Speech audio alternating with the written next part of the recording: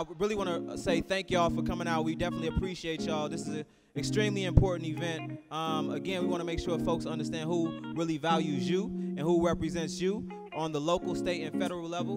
And we want you all to know that there's issues that you care about that folks that have position of power need to make decisions on and need to help out, right? And so the idea is for folks that are not registered to actually register to vote. So we got folks over here that are registering folks to vote. And so if you are not registered to vote, hopefully, as we discuss the 4 specific issues today, you'll understand the importance of why you should vote, and then actually go to the polls September 4th as well as November 6th when it's time for folks to vote. So the voter tables are over there. Please go. If you don't know why you should go vote, maybe go talk to those folks over there, but you'll learn more about why you should vote around these specific issues that you care about that needs to be taken care of in your community, because there's folks that should be doing things about it and they're not doing their job. And if they're not doing their job, then they should not be in that position to represent you.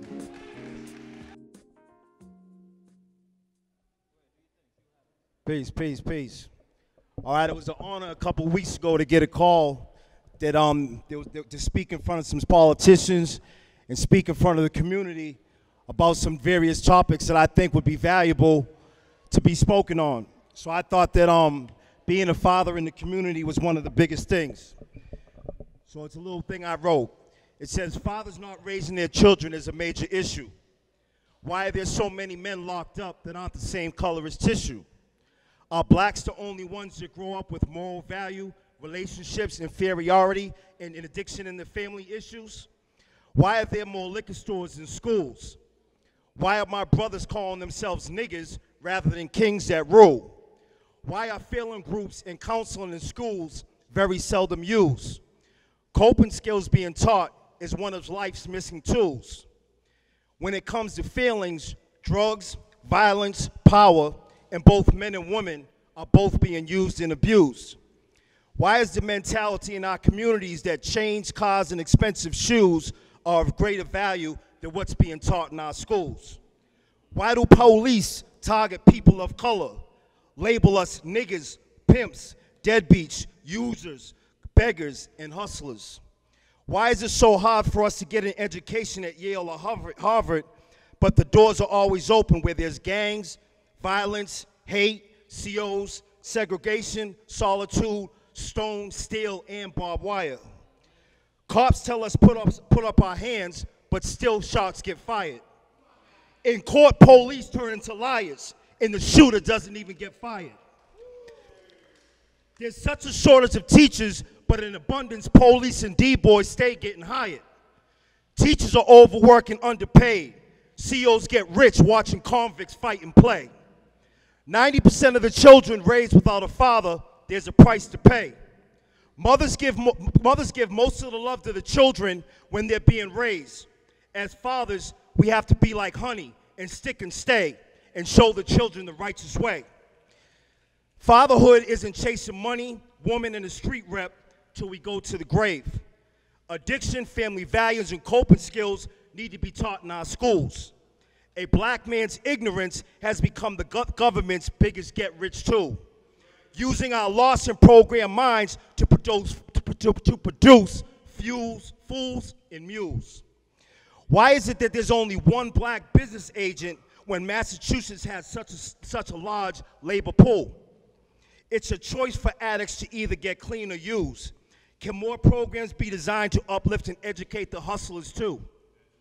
The last 3 letters in crack are the same as in black. This is why I know my people are under attack. Slavery hasn't stopped. It's transformed from the physical to the mental. They're using drugs, TV, miseducation, and mass conjuration to keep black people back.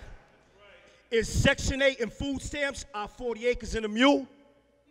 I'd rather see the teachers teach the truth in our schools. Genocide must stop. Raising more guns and children must stop. Money and gangs over family first must stop. Shooting blacks in the back just because we're the same colors of straps must stop. Social security numbers being exchanged for Walpole numbers must stop. Calling ourselves niggers must stop. Racism must stop. Everyone's blood is red that pumps from the heart. As fathers, we need to raise up, and as men, do our part. Peace.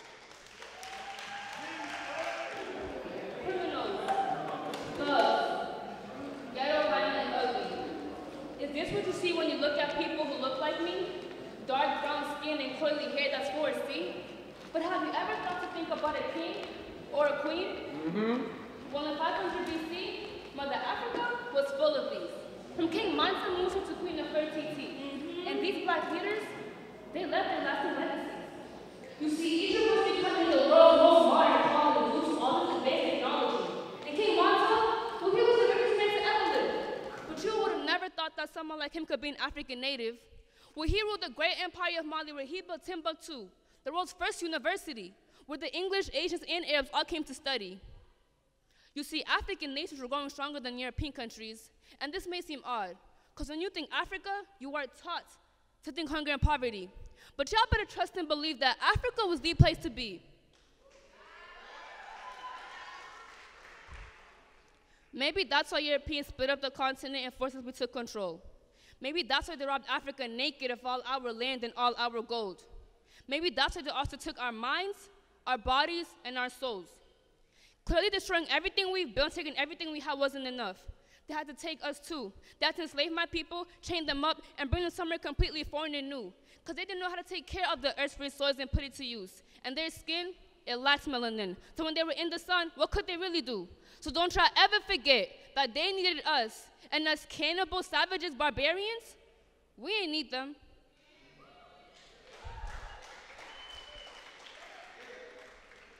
But shoot, even through slavery, we weren't giving up. We had rebellions, we built railroads, we wasn't about to be stopped. Even after slavery was abolished, we still fought, even though we feared for our lives trying not to get caught. But this the land of the free? Let me not. And even through all the pain, the torture, the suffering, the deaths, the murders, and the wondering what's next, the black race, we stood strong even though we was done so wrong. And now that they can lock us in chains, they tried to enslave our brains. They had a whole new set of laws ready for us as if we haven't had enough pain. And this era called Jim Crow, designed to bring us down as if we weren't already at the lowest of the low, couldn't stop us either, because we had leaders like Malcolm X and MLK, who were true believers, and we had the Black Panthers who demanded answers. They carried guns like they were free because they were our police. And from Black Panthers to Black Lives Matter, we're still fighting and we're gonna succeed. Because black people, we are never gonna stop writing our history. Thank you. I need y'all to hold your fist up. Just real quick. Alrighty, give me one more round of applause, please.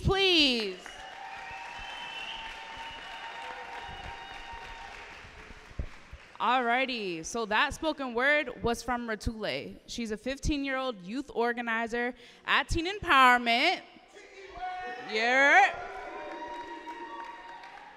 Her parents immigrated from West Africa, and her piece addresses the deeper history of the African-American story from European colonization until now. Carrie and Kurt are coming up. Carrie is a 17-year-old youth organizer at Teen Empowerment as well, and is a large, outspoken Boston activist.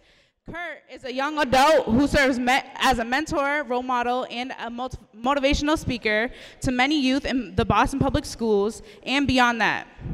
Both will be discussing Boston's pressing issues, such as housing, youth jobs, education, and violence. They will also address the reason why we're really all here today, and also, who do you value? So give it up for them.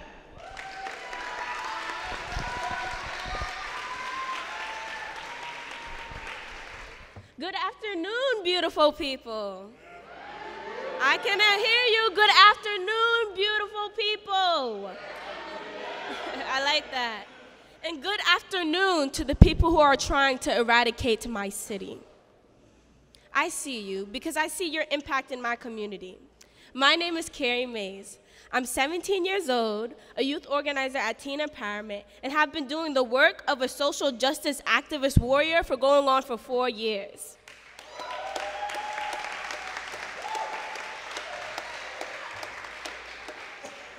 And also, I am a proud Bostonian, but I'm also a Bostonian that is fighting with other youth on the front lines in our city for our rights.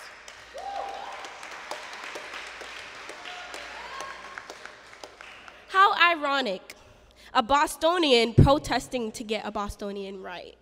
Does that make sense? Nah. I'm a little bit taller. How y'all doing today?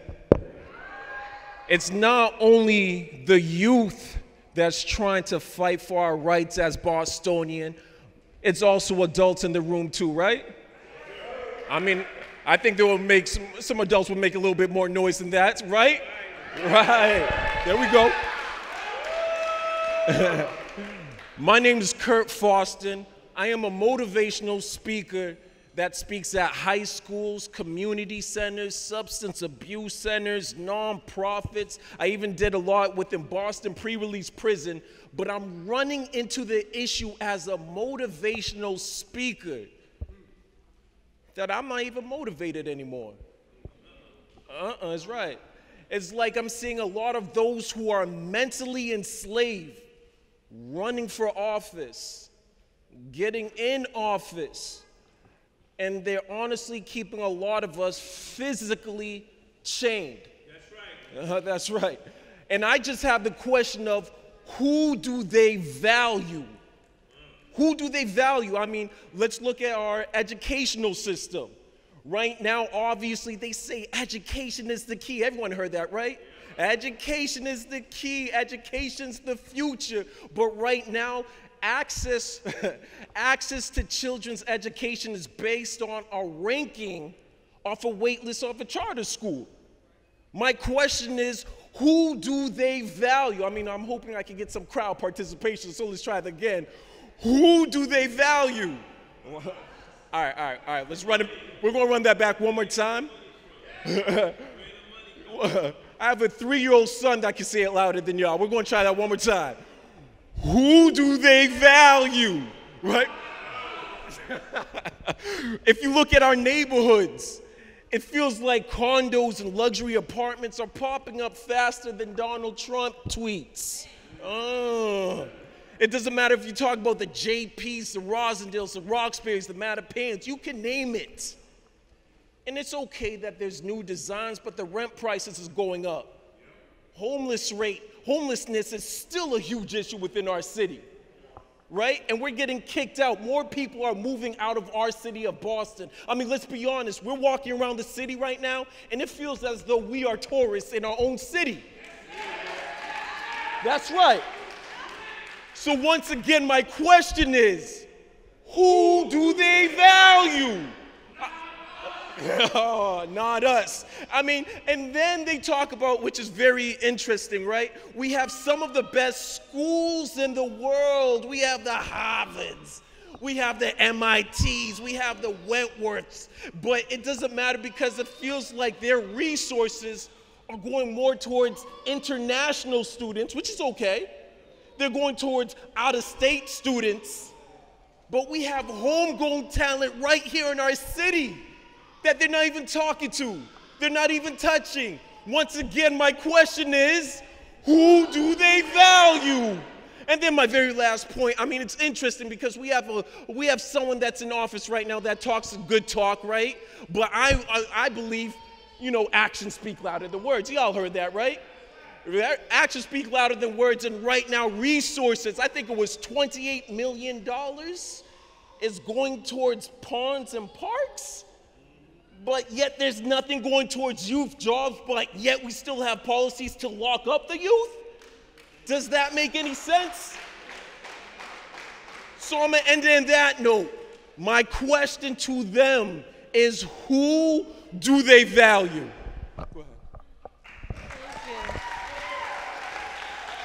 And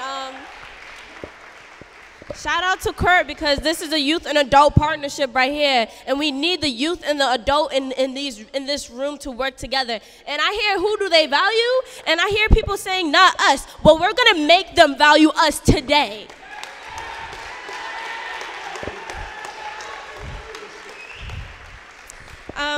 So And I want to talk about sometimes we forget, or people forget, or especially politicians forget, that the largest demographic in our city is the youth. The youth are being impacted by all of these policies that are being put in place, all these systems and oppressions that are being put in place. And so I'm here to talk about the answer, because sometimes we dwell on the problem, but we need to realize there's always another side. So, like he said in the beginning, he said he's a motivational speaker, but sometimes it's hard for him to even stay motivated. It's hard for me to stay motivated when I'm supposed to look up to someone he's not even motivated. How are we supposed to be motivated with an education system that lacks a lot of resources, that lacks a lot of books, and the tools that we need so that we can become the people of the future? How are we supposed to become the people of the future if we don't have the tools to do so? But it's not the end, right? This is why we're in this room tonight. We're here to talk about the people. We're here to talk to people who are going to put those policies in place. We demand change. I'm talking to y'all who are running for those positions of power. Who do you value? Today is about to go beyond talk. And what I mean is we need to redirect where the investments are going. I go past, am I past time or is it okay?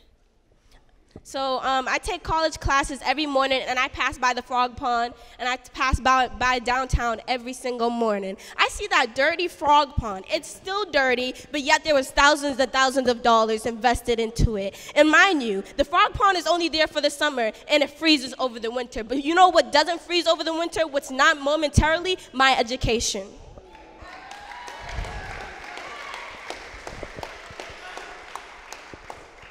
It is not only a waste of money, but it's also an insult and a slap in the face to students whose education is in jeopardy. We cannot say anymore and make up excuses of why we cannot fund these programs, these organizations, these non-profit organizations and youth partnership jobs. There is no excuse. We're just investing, or they're investing their money in the wrong places.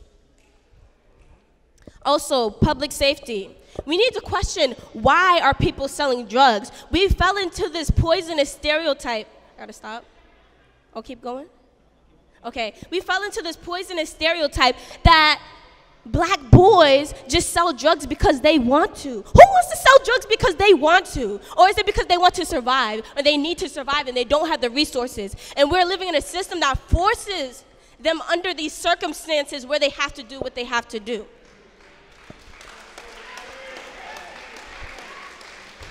So, one thing that I learned, as Boston, we're supposed to be #1, right? But we need to recognize. I hear a lot of people talking. Recognize, I'm up here too. We need to recognize that the income disparity, we have the highest income disparity in the whole entire country, where the poorer are getting poorer and the richer are getting richer. And we need to look at that. Also, we need to talk about hyper-policing versus community policing. The number of police in our community, are the extra police officers actually connected to the communities that they're serving, or are they trained to arrest and detain? We need to make sure that there's policies that enforces and prioritizes strengthening community police relationships. Housing. Again, the income disparity. Let's remember that income disparity depends and is based on income, your income. Is your income enough for you to sustain living here? Is your income going to allow you to pay next month's rent? And we need policies to not perpetuate the income disparity in Boston, but to ensure that the amount of income that people are getting is matching their ability to have a home and pay rent. So, and it's possible. I hate, and I don't even like using the word hate. I hate when people in power say that it is not possible. It is. Because in Chicago, they have a rent control bill. They have a rent control bill in Chicago, right? They build all these beautiful condos that at least people can afford. So that's what we can do here. And last but not least, I'm going to wrap it up because I know I'm talking a lot. Senior rights. You gotta respect the elders. You got to. I'm gonna be an elder one day. You know what I'm saying? So I gotta look up to myself when I become an elder, who's going to take care of me, but who's going to take care of the elders in this room? Remembering the reason why we are here today is because of them.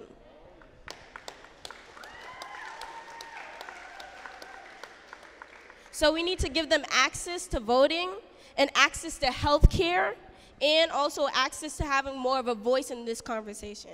So who do they value? And let's go beyond talk tonight. Thank you. How many of you all think the criminal justice system treats people differently based on their race?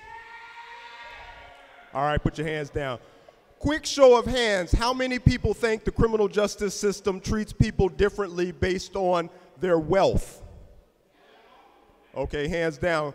How many people think the criminal justice system treats people differently based on who they know? Okay, now, pop quiz. Is the district attorney elected? Show of hands for yes. Okay, so we did some polling at the ACLU and we found out that nearly 38%, that's almost 4 in 10 Massachusetts voters, did not know that the DA is elected. So you get 10 people who vote in a room, 4 of those people ain't gonna know that the DA is elected. That's a problem because the district attorney is one of the most powerful people within the criminal legal system.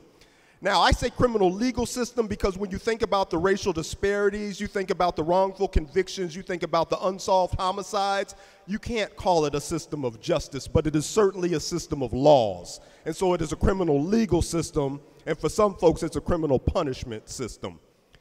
But what we found out is that even though nearly 40% of the people didn't know the DA was elected, when they found out how much power DAs had, 81% of them said that they would pay attention at the next district attorney election. Surprise, guess when that is? This year. In Massachusetts, all of the district attorneys, there are 11 of them across the state, they're all up for election this year. Out of all 11, 5 of them have challengers. The last time this happened was in 1982. In the last 20 years, 3/4 or 77% of district attorney races were unchallenged or uncontested. So basically the DA runs and is in office and never has any challengers. And you never get to hear about what their policies are or what their priorities are or what they're gonna do about mass incarceration or how they're gonna limit the racial disparities or how they're gonna hold police accountable. And so what we need to realize is that district attorneys are some of the most powerful people in this criminal legal system. They have control over, they make bail requests to determine how much bail somebody's gonna be held on. They have charging decision power to determine who gets charged and what they get charged with. And sometimes between the charges that people get charged with and the amount of bail that they get held on, people are likely to plead guilty. 94% of cases are resolved by a guilty plea. Not because somebody went to trial and got found guilty, but because they was held on bail and they were facing a mandatory minimum sentence and they said, you know what, instead of rolling the dice and going to trial and getting whacked for 10 years, I'm gonna take this guilty plea, even though I didn't do it, right? That's the power that the district attorney has. They have all this power and influence, but they also have the power in the legislature. Do district attorneys write laws? No, they don't write the laws, but they have influence in the legislature. So we've been trying to reform the laws, raise the age of juvenile jurisdiction, create more diversion programs for young people, repeal mandatory minimum sentences. Everybody was down for that except who? The district attorneys. They stood in the way year after year. So there's all this power and influence that they have. And you know what? They don't have any supervisor. Well, I take that back. They are accountable to one person, you, the voters. So September 4th, there's a primary election here in Suffolk County. Do me a favor real quick. If you're on Twitter, follow us on Twitter at dadifference.org, or excuse me, at dadifference. Our website is dadifference.org. We break down all of the contested races. Monica mentioned that in Suffolk County, there's 6 candidates running for DA. We've got forms that break down where the candidates stand on some of the issues, and if you go to our website, you can find out even more about where they stand on certain positions. We also got stickers. Come on, who doesn't like stickers? So go to our website, dadifference.org.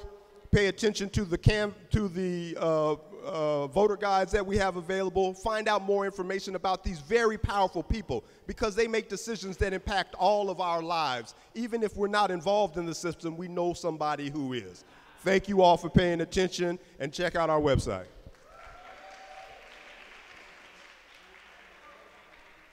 What I want to show y'all is these maps, right? So we talked about House of Representatives, we talked about state senators, district attorneys.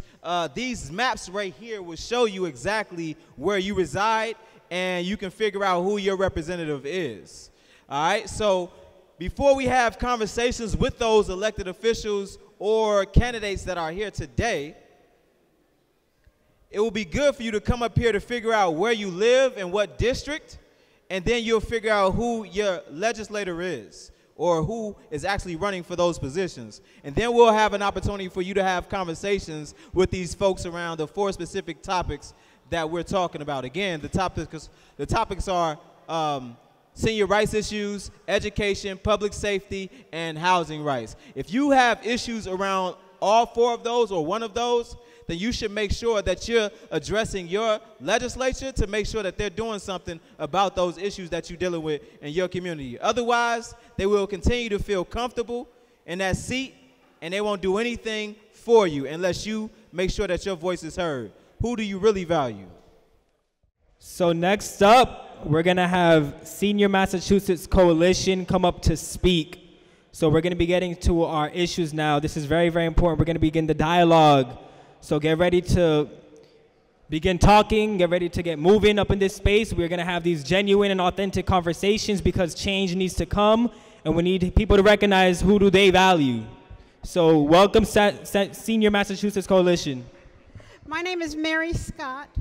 I am a member of Mass Senior Action Council, and we have some of our constituents here. There's a few. The people in the blue shirt, you may have seen us at the State House, City Hall. Thank you.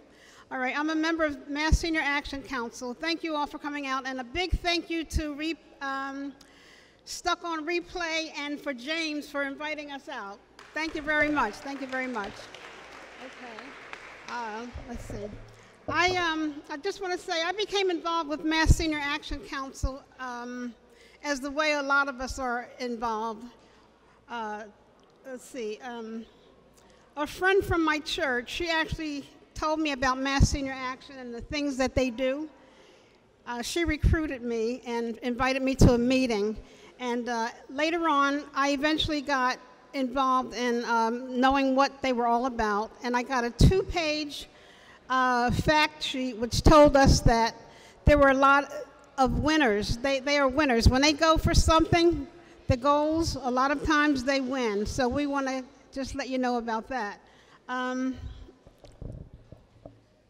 For example, in 2014, Mass Senior Action Council made headlines when we took on the MBTA, who was attempting to make paratransit unaffordable and inaccessible.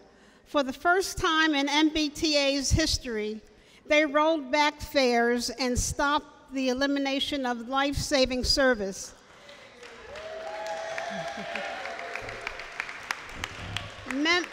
Okay, thank you. Members advocated with lawmakers, the Transportation Secretary, and when they would not listen to us, members participated in civil disobedience to draw attention to the injustice, allowing people power to prevail once again. Mass Senior Action also works on affordable housing issues, civil engagement, and grassroots leadership building. We work with community partners. Probably many of you in here have heard about us and have helped us as well to fight for social justice in Boston and across the Commonwealth. Since I joined last year, Mass Senior Action Council has been in overdrive, working to bring down health care costs for seniors. Okay, let's see. Earlier this year, we held forums across the Commonwealth hold on, I'm sorry. Since I joined last year, we have been in overdrive through working to bring down healthcare costs for seniors. Earlier this year, we held forums across the Commonwealth where people shared their stories with elected officials about how the Commonwealth punishes us for when we turn age 65 by making a policy that forces most seniors to pay for their health care insurance 3 times more when they hit the age of 65. Now at Mass Senior Action, we don't take it, we take charge. We organized within the community and found out that the disparity was not due to seniors being reckless and not saving. We found it was due to a system that forgot about seniors when addressing health care costs. This is not to say we are against those who receive help with their health care. We just want to copy what 19 other states have done and spread that relief to Massachusetts seniors as well.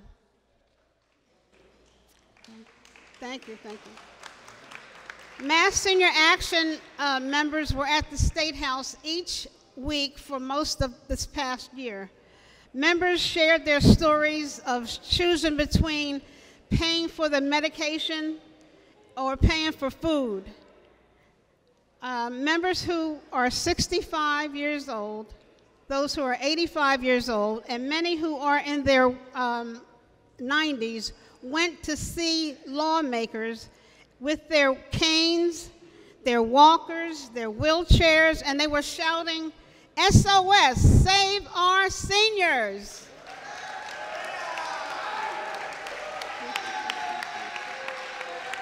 Thank you.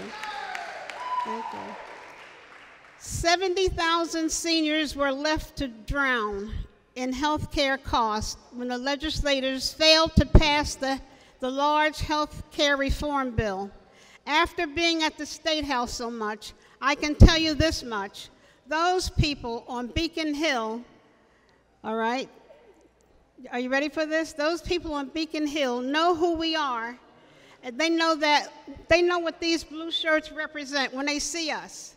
They know we come to fight, to get our rights, to make, yes, thank you, thank you, thank you. We are not giving up, and we are gearing up for round number 2 to get the health care bill in order. We want our rights. Seniors, thank you. Seniors should not have to choose between food and medication. Mass Senior Action's strength comes from our members. We have 6 chapters in the Commonwealth, in the state of Massachusetts.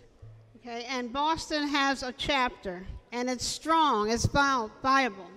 Thank you. Okay. You do not have to be a senior to be a member or a supporter. Everyone is welcome to join. You just have to be 50 years of age or over to be an elected officer in the group. This is to ensure that we stay true to our mission of being a senior-led organization. Mass Senior Action is over 1,000 members strong, and you can be a part of the action too. Just remember, we do not take it, we take charge.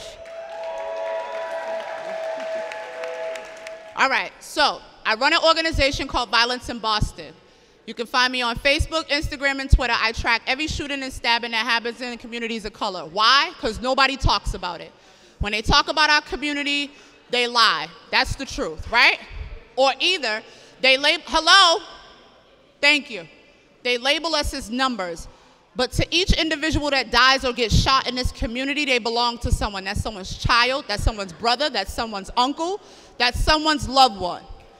So I'm gonna read to you some data, and then I'm gonna get into the nitty-gritty. So this map highlights the different populations in our community. Every time they talk about violence, they talk to the black folk, right?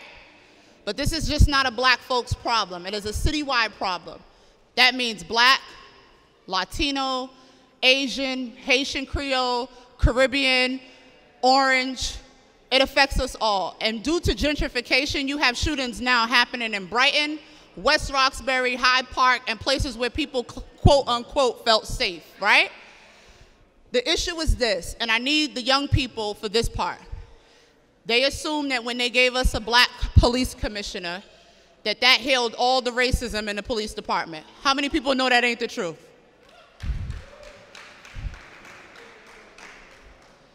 So let me tell you something. We love Chief Gross. He has an amazing relationship with the community, but that's one man functioning within a system that is heavily racist when it comes to how they interact with black and brown communities. So yes, we are excited that a black person is occupying that seat, but just because he's sitting in that seat don't mean that you won't be racially profiled. And I'm gonna give you an example. Last night I sat at my kitchen table while 4 white gang member cops approached my son on a door stoop asking him why he had a hoodie on his door stoop. Now to know me is to know that this was gonna play out one of 2 ways. Either we was gonna have a problem and y'all was gonna have to come bail me out and I was gonna have to call Rahsaan and the mass bail fund to come get me, or they was gonna go on about their business.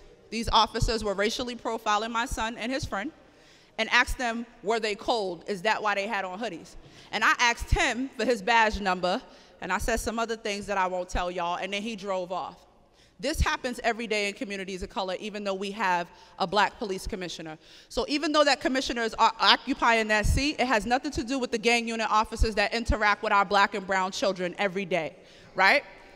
So I'm gonna read to you guys some data real quick, and then I'm gonna sit down, because I start fights. Just follow me on Violence in Boston, because I can't say everything tonight, because I love James. Right, my Twitter handle is Professional Rock Thrower. All right. So the Washington Post did an article in reference to Boston, right?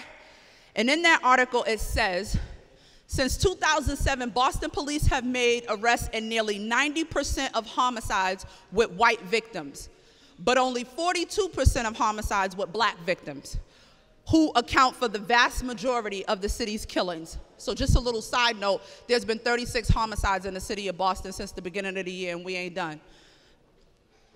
Of the 435 homicides with black victims, only 254 remain unsolved. Of the 57 homicides of white victims, all of them are solved except for 6. Who do you represent? There are no question that the African American community is victimized by this out proportion, said Ed Davis. Boston's racial gap in solving homicide persists, even though police have been praised nationally for innovation in fighting violent crime. Some of our officers in this city make $200,000 to $300,000 a year. How many people know that that's the same thing that Donald Trump makes? That's right, I told you I was gonna piss you off. The truth will piss you off, right? Set you free, but it's gonna piss you off first. In the mid-1990s, local police, clergy, and criminologists collaborated to curb youth violence and identifying gang crime and hotspots. Their success was dubbed the Boston Miracle, but by 2005, the city was facing an uptick. How many people hate that word? Uptick. What is an uptick? Right. No, we getting shot. We dodging bullets. 2 days ago, 3 people were shot in Mattapan, 1 passed away. There was another shooting on Truman Highway. 2 cars were shooting at each other. 1 person got shot while driving. This happens in communities of color. First, the department changed the way it deployed detectives so that no team of investigators was juggling too many homicides. I know, I see you, honey. So I'm gonna skip along, right, to the part where they say Boston is the worst in the country with their homicide rates. So when people hear that, they go, especially elected officials, the first instinct is to play defense, right? What that means is that there's a poor job being done in the city of Boston. We like to mask over racism and say we're progressive, but oftentimes, Progression in Boston means white progression.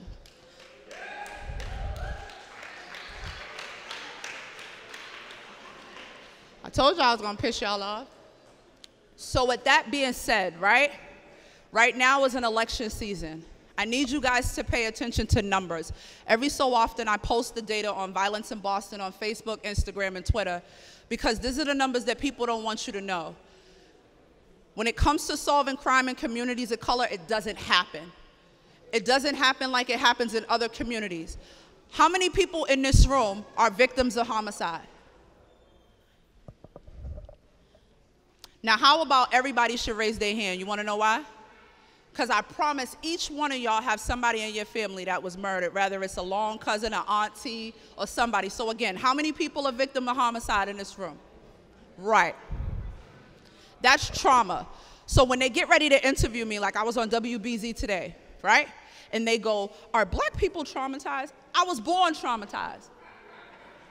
I wake up every day in Roxbury with 5 teenagers. I'm traumatized. My frustration is this, and I'll end with this. Do y'all remember the Boston Marathon, the tragedy that happened? You remember Martin Riches, the young man who lost his life? So let me tell you how they treat us, and then I'm gonna lay this mic down and I'm gonna walk away like I'm a rapper, okay? You ready? When Martin Riches was murdered at the Boston Marathon, they sent a police officer to his family's house. They blocked off his street so that the family couldn't be interrupted while they grieved. They sent a trauma team to his home. They sent a trauma team to his school. And there is now a multi-million-dollar foundation created in his name. I live, and this is me being transparent, right? I live in Warren Gardens in Roxbury. And one summer, they shot up my street 15 times. The reason why I started doing this work is because I watched somebody try to kill my son while I stood next to him, and they put a gun to his head and a gun jam. I raised 5 black children in Roxbury. I didn't get no trauma services, wasn't no team coming to my house, was none of the advocacy that happens in those communities. That is what we're fighting for. The same thing you do in South Boston, West Roxbury, and the Seaport needs to happen here.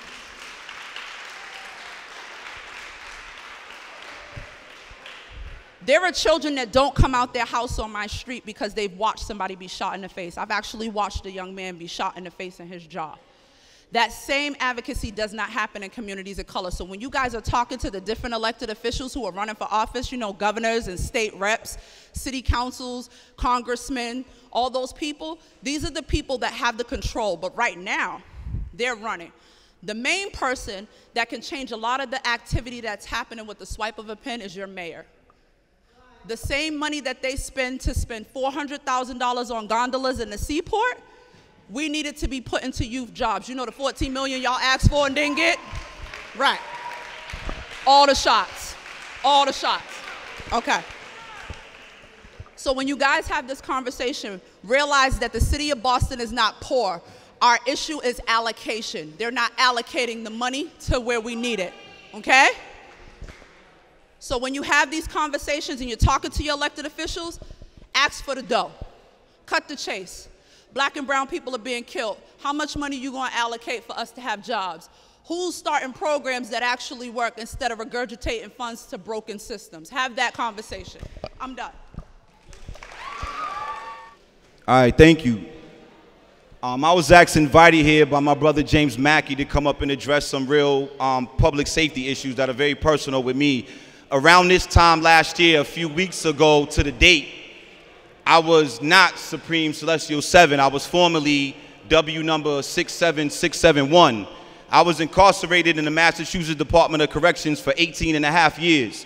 I came home last year, August 1st, 2017. I was incarcerated.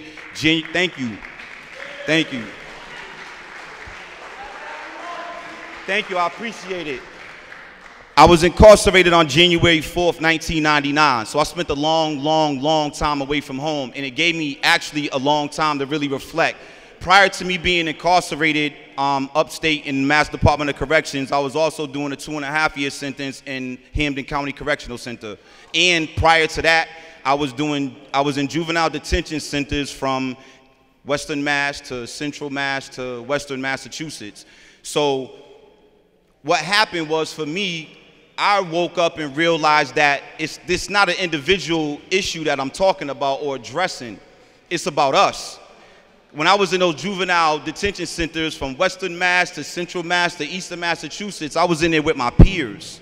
I was in there with individuals just like me, same age group. The school to prison pipeline is real. I'm a testament of that.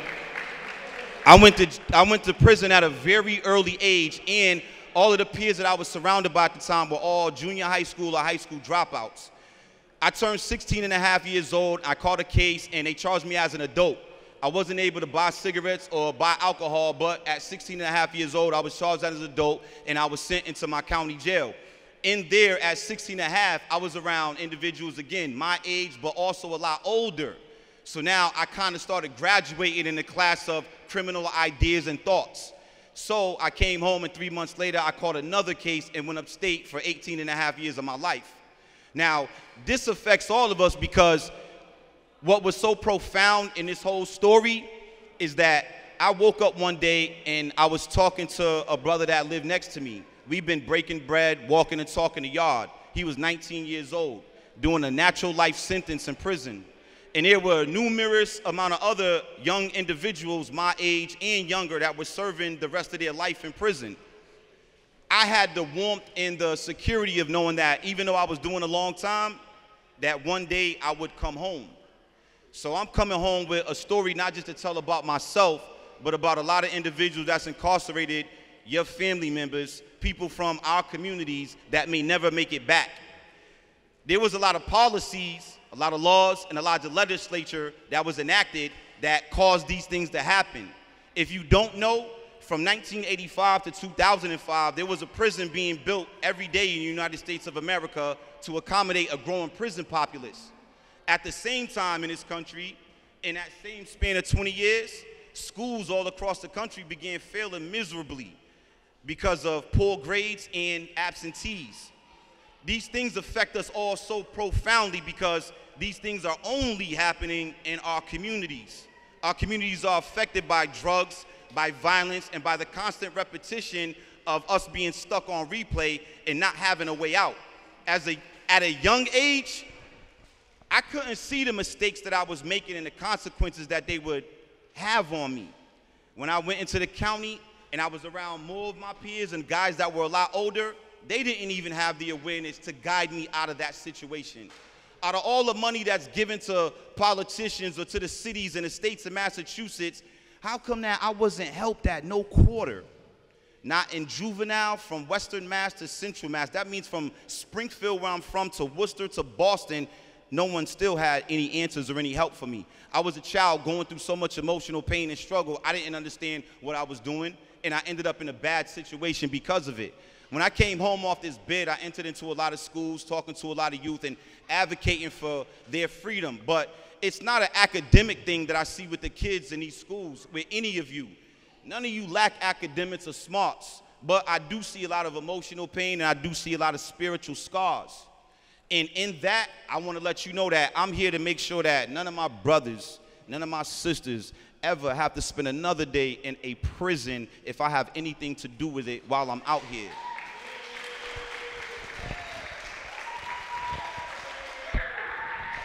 I don't want to be stuck on replaying. Like I said, it's not an individual thing. I really take this so personal, and I know that it's a collective thing. This is something that affects all of us. I was away from y'all for a long time, and there's a lot of brothers in there still locked away. My man told me something. He's a great mentor to me, and he said that everybody has a plan for us except us. So if you're listening to anything that's been said tonight and you value you, let's put these plans together and make sure that we have a future for ourselves, because the future that they're planning for us is incarceration and death. Stay focused. Thank you. So what's up, everyone? My name's Alex. I actually grew up a few blocks down the street. And I'm a community organizer with City Life Vida Urbana. I have another organizer, my man Remy, and Lawrence, one of our members. So I'm gonna basically just let you know what we do as an organization and ways that you guys can get plugged into what we're doing. So, to put things simply, City Life is a 45-year-old organization that's been helping people stay in their homes. So, if people are facing eviction or a foreclosure or a rent increase or really poor conditions in their apartment, we help them stay in their homes. Excuse me, if you can hear me, clap once. You can hear me, clap twice. Clap 3 times. I said just clap 3 times. I didn't say if you hear me. No, I'm playing. Anyways, the way we help people stay in their homes is we connect them to legal help. We help them organize with the residents and people that live with them. And then we use those 2 things to basically make the landlord make a deal with us. And we did that not too long ago in Dorchester and Mattapan. There was this big slumlord, and he owned a bunch of property, and he was basically trying to evict a bunch of people, and a bunch of people had really poor conditions. The way we got him to basically sell all of his property to a nonprofit to keep everyone in their homes. And the way we did that is we organized everybody, we got everyone to tally up all of their damages they had against the landlord.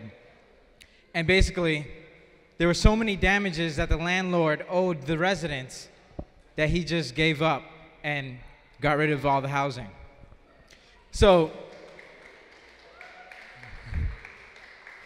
yeah, basically, if you know anybody that needs help, they got a rent increase they can't afford, or they're poor conditions in their apartment, or anything like that, remember us, City Life Vida Urbana. We can really help them out. And I have my friend here, Lawrence. He's one of our members, and he comes to our weekly meetings, and he can talk a little bit about what it's like to be a member in City Life. Okay, listening to what people were saying, these artists earlier, saying that we're under attack. Well, going to City Life meetings, I can see that attack. Families are being pushed out for all kinds of wrong reasons.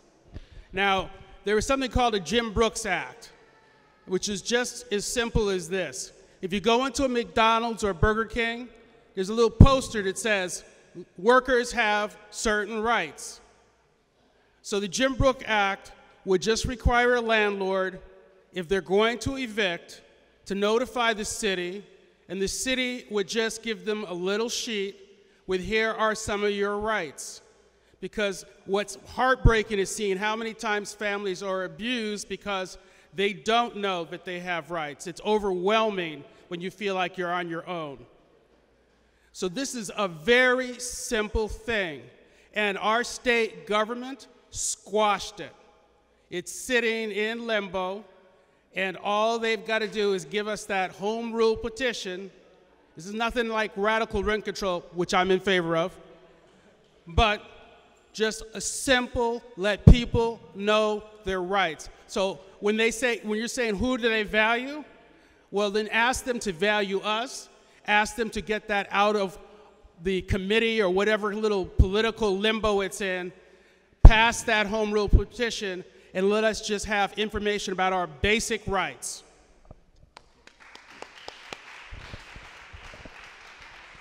All right, guys, I'll be quick. I want to appreciate the humanity I see here.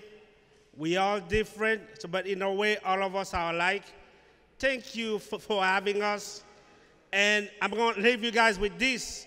After all they've done to us, after all the years of abuse, of mass incarceration, of whipping us, shooting us, we're still here. There's a lot more we can do than what we're doing now. Let's get together and change it. Make the community look like us. Make it behave like us. Don't let them take your mind away. Keep your eyes on the prize. And one more thing before we go, I just want to let you guys know about one of the cases that recently came to us. So in Fenway, there's a building that used to house a lot of elder women, all women housing. And recently, it's a building that's owned by an order of nuns. And recently, this order of nuns took a step back and let a realtor handle business operations. And he's now trying to turn this once mission-driven building into a cash cow operation. So what's happening? They're evicting over 12 older women, all of like retired age. And it's clearly age discrimination. On their website, they used to have, this is a housing for women, working women from 18 to 50 years old. And the moment we went public about what's happening there, they took that off their website. So we're having a march and a rally for the older women being displaced, clearly age discrimination, and it's gonna be in Fenway next week on Saturday. If you wanna go to this rally, which I'm encouraging all of you guys to attend, because we're here talking about the issues, and this is a real way that you guys can organize and help these ladies that are facing this issue. So if you want to come to this rally, come find me. I'll give you the address. It's happening next weekend. Thanks. And then in November, October 18, write that down for anyone who's not registered by the November election. The last day is October 18 for them to register to vote for the November election. 2016, we learned a lot of things. And there's more people active in elections because of the election in 2016. And so you need to stay woke. All of us, stay woke. That's why elections are important. One of the things we dealt with at the Boston Teachers Union, and I also forgot to mention, I'm the political director for the Boston Teachers Union. And in that role, we vet candidates that our teachers union endorses and supports them through their candidacy. And we also look at legislation that legislators approve or don't approve at the State House. And that happened on June 31st. There was some major legislation that did not get passed to support full funding of public schools. Why is that important? Because when we go to the school committee meetings and hear what's happening in Boston public schools and there's not enough funding, and you hear about schools, their budget cuts, and they have to lay off teachers, those teachers are important. Because I always go to who's going to teach those kids when they lay off those teachers. Do you know what an impact that particular teacher had on the students that they served? Because maybe it was remediation in math. Maybe it was helping them enhance their reading skills. And that person that was there to support the student, they're no longer there. That's why funding matters.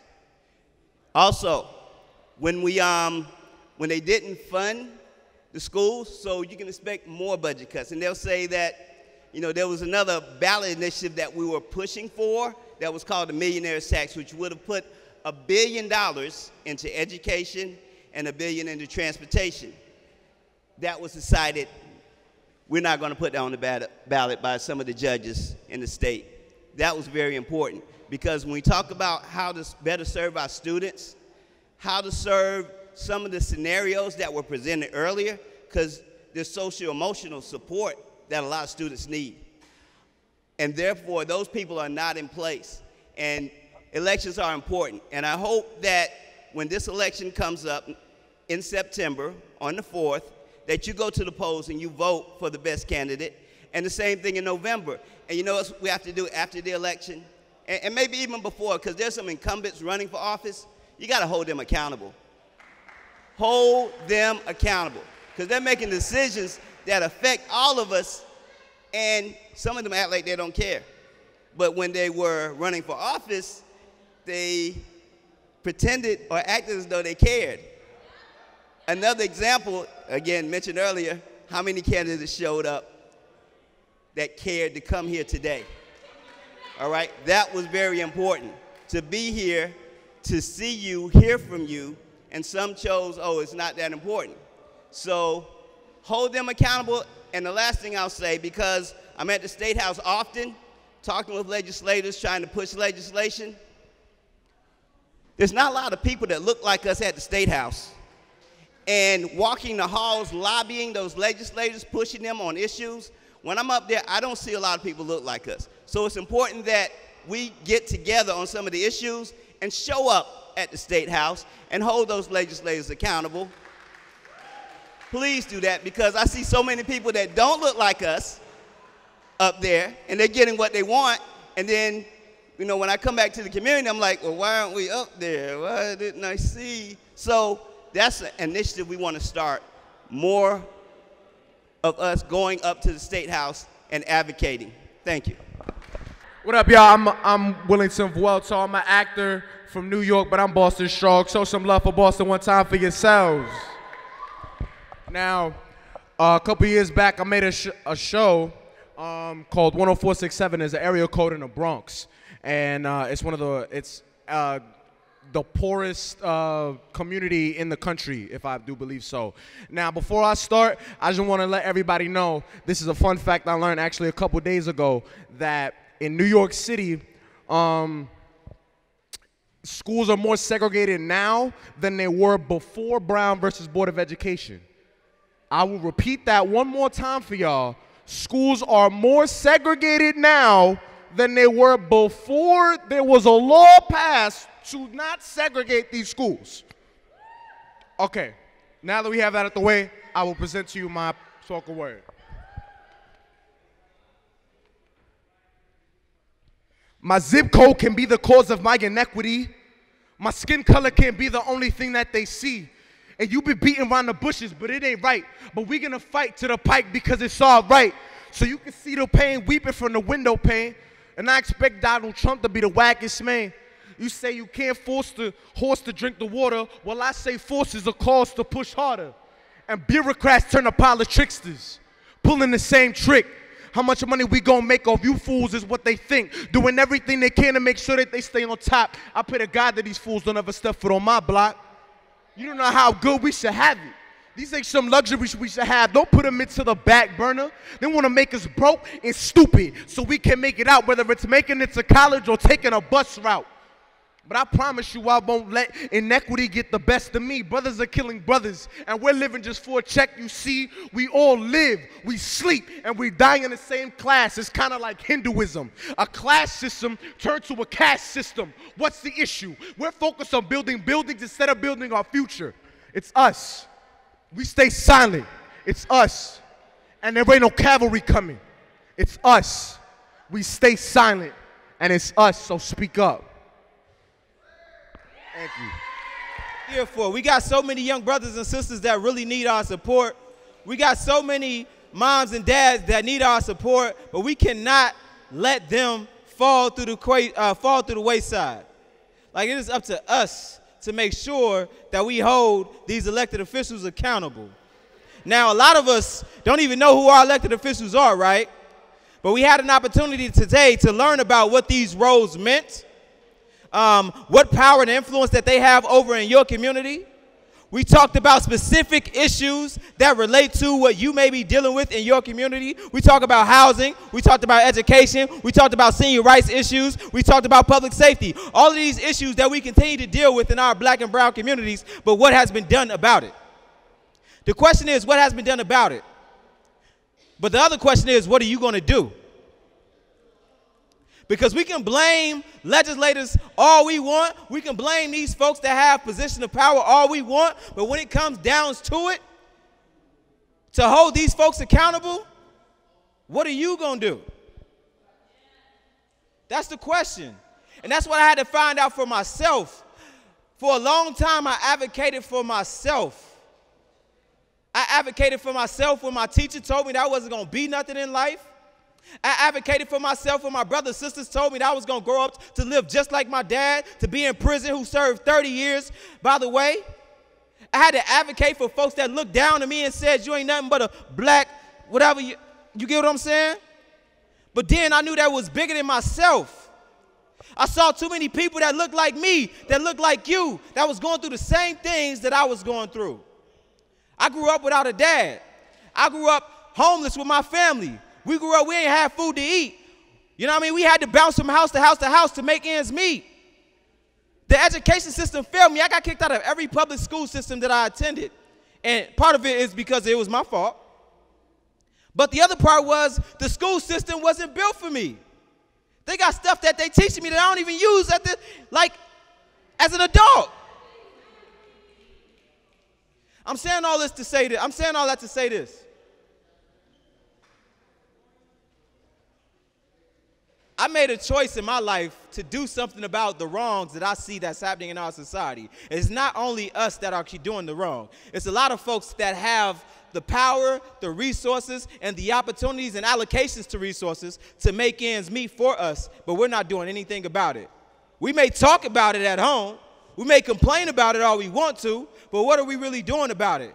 And the reason why I started Stuck on Replay is to make sure that we don't remain stuck on replay with the cycle of oppression against black and brown communities. I'm tired of being stuck on replay. And if you tired of being stuck on replay, then I need you to do something for me. First thing, I want to say thank y'all for showing up because you did that. The second thing, what I need you to do is if there's issues that you care about, I need you to talk to other people that's in your community about those same issues. They may have the same issues that you're dealing with.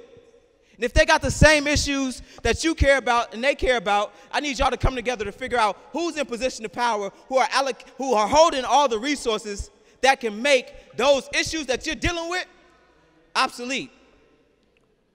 Did I say that right? Was that the right word? Okay. Now, after you do that, what I need you to do is, we got those accountability cards. Can y'all hold them up if you still got them? Now it shows you who your mayor, it doesn't show you who your mayor is, but it shows you how to get in contact with your representatives. That means your state senators, your state representatives, your U.S. senators, your U.S. representatives, the governor, the mayor, folks in City Hall. It shows you how to get in contact with those folks. You have to figure out, based off of what you learned today and doing your own research, who actually is in position of power to make decisions around those issues that you're dealing with, or those issues that you need to, that needs to be addressed. And with the same folks that you had those conversations with, I need for y'all to come together.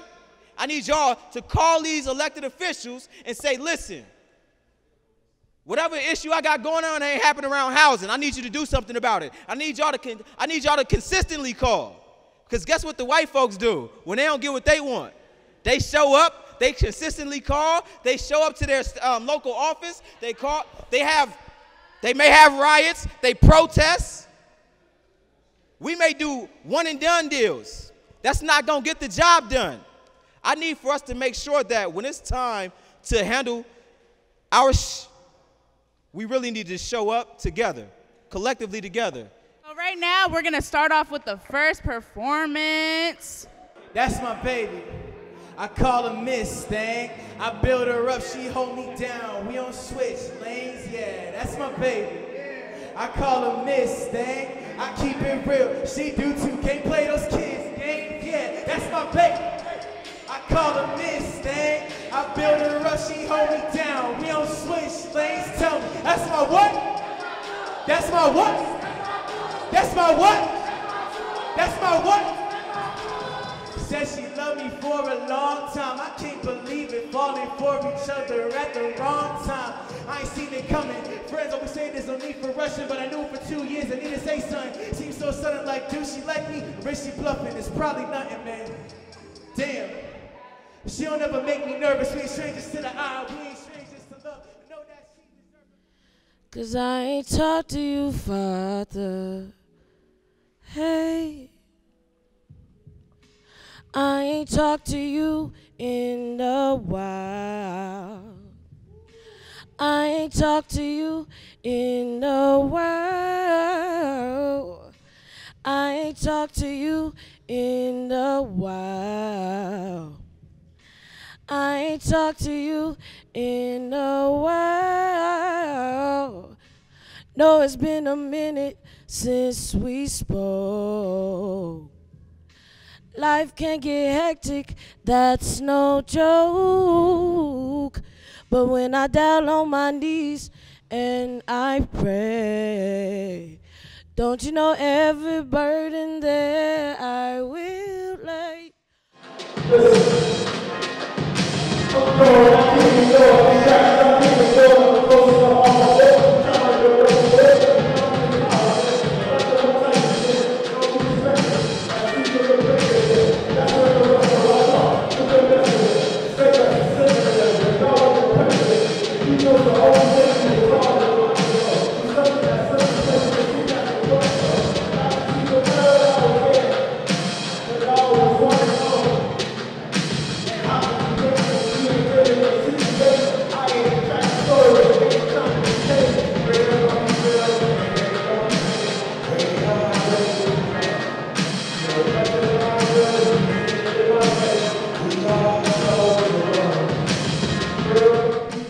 riding for all of y'all, not just my mans now. Because we dying for being black and selling packs of squares now. No indictment for murders on film, you know what it mean? They got the green light to kill us all. Ain't no chance for peace. So what if I went past the thought, really said F them all, grabbed something big, high vantage, and I picked him off. Watched his eyes roll back before he called his code out. Full metal jackets on him, hold him like it's cold out. They cop killing. Guaranteed where you cut is where I stretch you. Vessels stop these going through, because mine is disrespectful. Politicians screaming like smoke on the wrong block, because God swarm City Hall like smoke on the wrong block. They play the cut, watching y'all line up when the riot come. We hop about the trunk, give it to them with the riot pump. Cameras on their vest won't stop us from going in. Camera, 100 shots later, they'll be like, yo, there you go again. But these are just my thoughts. I'm a smooth criminal, dapper down, head to toe, had genius tendencies, elementary honor roll, and I swear I give a F, but on my face it doesn't show. The world's my inspiration, all I'm trying to do is grow. This for the smooth mother, easy does it, Staples button. They trying to fight the movement, cause we always up to something. Can't you tell by how we living? We thriving in they system. Why you think they throwing on my brothers in they prisons? Sitting in college, asking for knowledge. Didn't acknowledge I ain't wanna be sitting in college. I think that music's my calling. Think I wanna be ballin'. Think my parents appalled. Think I gotta stay stalling. How I got the mind of a driver, but steady sitting in passenger. Knew it just wouldn't happen, so I had to kick it in action. I think I really be rapping. See my beats, they be slapping. See my swagger been dapping. See they getting attachment. Get them ladies up off me. See I'm scared of attachment. Into them chests get the cash, and I get the break in the chasm. Get the break in my backing. See this life as a captain. See this difference between me and you is I get the acting. I think it's real. Gave us guns that wants to shoot them for fun. They gave us insufficient funds that wonder why we sell drugs. This system's corrupt, but nobody's really hip like us. Education is a must, but real knowledge in us. We ain't dumb, but we killing neglect. We all say that we next, but cannot move out the projects. And yeah, we stacking the profit, but dying cause we ain't conscious. They got us in markets and putting us on the market. Look, open your eyes, they wanna see us deprived. Cause our skin is melanin, they wanna see us survive. To the laws of the government that don't care if we die. Now we shooting each other because they feeding us lies. Telling us ain't our brothers when we need to unite. And if the kids is the life, then won't you give us our rights? I want it all for tonight, cause I don't know about tomorrow. And if you still choose to spite, and I wish it wasn't so, but this is harder than it seems right now. Communication solely is the key right now. Youth and all adults can be a team. Just by seeing all we need in each other. Complaining doesn't get us where we need to be, so please pipe down. If we gon' make a change, we can see right now. You and I gon' need to be a team. let me hear from you. Okay, I said I'm working while in college trying to conquer this degree. Look down on my feet, what you see, NMD. Yeah, I'm rocking with Adidas, but I'm hoping that they see this, cause these sneakers not gonna feed us if they I can't breathe without my brothers. My brother, my brother, my brother, my brother, my brother, my brother. We come from peace, we can't be beating on each other. My brother, my brother, my brother, my brother, my brother, my brother. I need peace. Love from my hood. I put my part. Have faith in my hood. We don't even relate to the same thing. It's like we focus and maintain. When we point our fingers in place of blame. When we point our fingers in place of blame, we decide to try to bring us down. Rob us a culture and shut us down. We fight for the ticket, let's get it now. Win it now, present it now. Something was snack. Something was smooth. I'll break it down. It's up to you. Corrupting the kings. We are still breaking every chain. Facing the pain. These are brothers on the day to day. But this gotta change. Break the lights of the cage. We will not suffer. I can't breathe without my We come from peace, we can't be beating on each other. Yeah. Harmonize hatred, look at all the time being wasted. My skin is sensation, build up all around the nation. Keys is patience, even made long relations.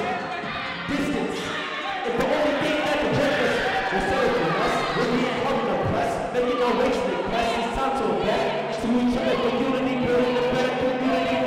These are the colors that shoot at me, this is a unity, I need my sisters and I need my brothers in. I can't breathe without my brother. Yo. We come from peace, we can't be beating on each other. What's up the shit? Yeah. We gon' be united. That's all I heard.